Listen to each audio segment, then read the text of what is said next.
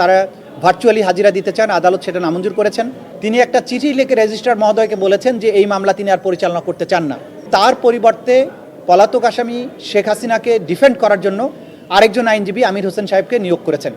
আমরা বলেছি যে এই আসামিদের বিরুদ্ধে এই অভিযোগগুলো যথাযথ এবং এগুলোর পেছনে অনেক শক্তিশালী এভিডেন্স আছে। প্রিয় সাংবাদিক বন্ধুগণ, আপনারা সবাই জানেন যে আজকে আন্তর্জাতিক অপরাধ ট্রাইব্যুনাল 1-এ গুমের মামলার প্রথম যে গুমের মামলা সেটির বিচার কার্য শুরু হয়েছে এবং আজকে অভিযোগ গঠনের জন্য দিন নির্ধারিত ছিল। এই মামলাতে 17 জন আসামি আছেন, সাজাপ্রাপ্ত পলাতক আসামি শেখ হাসিনা সহ মোট 17 জন আসামি আছেন। তার মধ্যে আজকে 10 জন আদালতে উপস্থিত ছিলেন।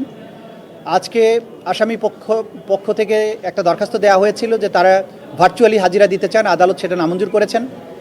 আমরা যেটা লক্ষ্য করেছি আজকের এই শুনানিতে, আমরা প্রসিকিউশনের পক্ষ থেকে তাদের বিরুদ্ধে যে ফর্মাল অভিযোগ আমরা যেটা করেছি, এই আসামিদের অপরাধের সাথে সম্পৃক্ততা, বাংলাদেশে গুমের যে প্রেক্ষাপট, কিভাবে গুমকে রাজনৈতিক নিপীড়নের একটা হাতিয়ারে পরিণত করা হয়েছিল, গোটা বাংলাদেশে গুমের কালচারের মাধ্যমে কিভাবে মানুষের কণ্ঠরোধ করা হয়েছিল, কিভাবে বছরের পর বছর মানুষকে তুলে নিয়ে গিয়ে গোপন কারাগারে বন্দি রেখে তাদেরকে নির্যাতন করা হয়েছে, অসংখ্য মানুষকে হত্যা করা হয়েছে, বছরের পর বছর আটকে রেখে তাদের নির্যাতন করা হয়েছে, স্বীকারোক্তি আদায় করা হয়েছে, মিথ্যা মামলায় চালান দেওয়া হয়েছে, কিভাবে গুমকে প্রাতিষ্ঠানিকভাবে বাংলাদেশের জনগণের উপরে একটা হাতিয়ার হিসেবে ব্যবহার করে রাজনৈতিকভাবে ক্ষমতা দীর্ঘায়িত করার চেষ্টা করা হয়েছে, সেই বিষয়গুলো আমরা আদালতে উপস্থাপন করেছি।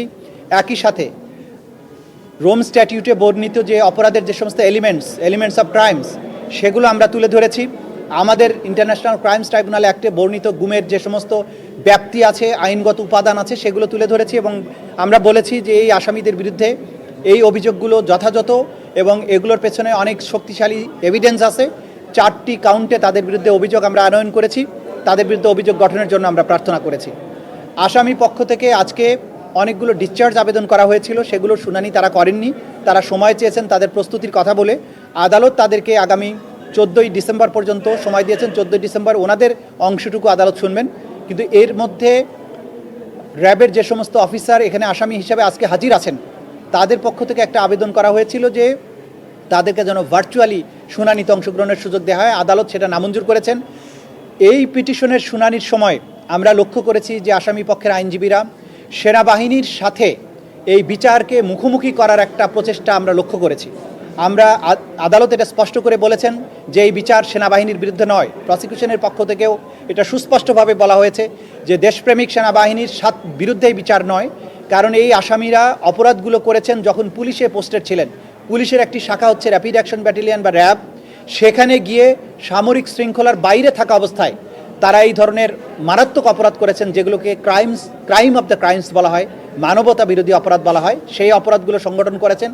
সুতরাং এই হাইপ তোলার চেষ্টা করা, যারা রাষ্ট্রের জন্য অনেক কিছু করে, সুতরাং তাদেরকে একটা স্পেশাল প্রিভিলেজ দিতে হবে, সেই প্রার্থনা আদালত নামঞ্জুর করেছেন। বলেছেন সকল নাগরিক আইনের দৃষ্টিতে সমান এবং তাদের বিরুদ্ধে যে অভিযোগগুলো আনা হয়েছে অসম্ভব রকমের গুরুতর, সবাইকে ইকুয়াল ট্রিটমেন্ট দেওয়া হবে।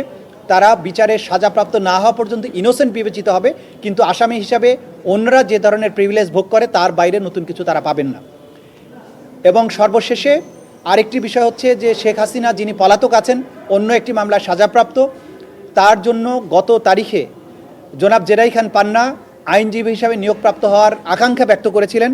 আদালত তার সেই আকাঙ্ক্ষার প্রতি শ্রদ্ধা দেখিয়ে তাকে শেখ হাসিনার পক্ষে তাকে ডিফেন্ড করার জন্য রাষ্ট্র নিয়োজিত আইনজীবী অর্থাৎ স্টেট ডিফেন্স লয়ার এনগেজ করেছিলেন। কিন্তু দুঃখজনকভাবে জনাব জেরাই খান পান্না নিয়োগপ্রাপ্ত হওয়ার পরে সোশ্যাল মিডিয়ায় বক্তব্য প্রদানের মাধ্যমে অনেকগুলো কথা বলেছেন, যেগুলো আদালত বলেছেন যেগুলো কন্টেমশাস। উনি বলেছেন তার ক্লায়েন্টের নাকি আদালতের প্রতি আস্থা নাই। এই ধরনের কথা কোনো আইনজীবী বলতে পারেন না।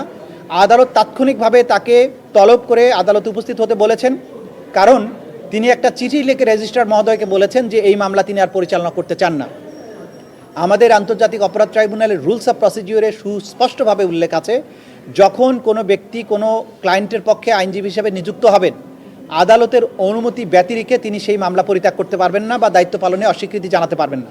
জনাব পান্না দায়িত্ব আদালত থেকে ওপেন কোর্টে নেয়ার পরে তিনি চিঠি লিখেছেন, যেটা আইনসম্মত হয়নি, এটা আদালত অবজারভেশন দিয়েছেন।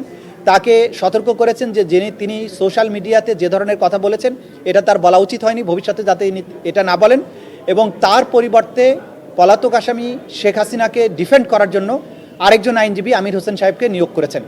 আগামী 14ই ডিসেম্বর আসামি পক্ষের অংশটুকু চার্জ গঠনের ব্যাপারে তাদের যে সাবমিশন, সেটার শুনানি অন্তে আদালত পরবর্তী আদেশ দেবেন চার্জ গঠন হবে কি হবে।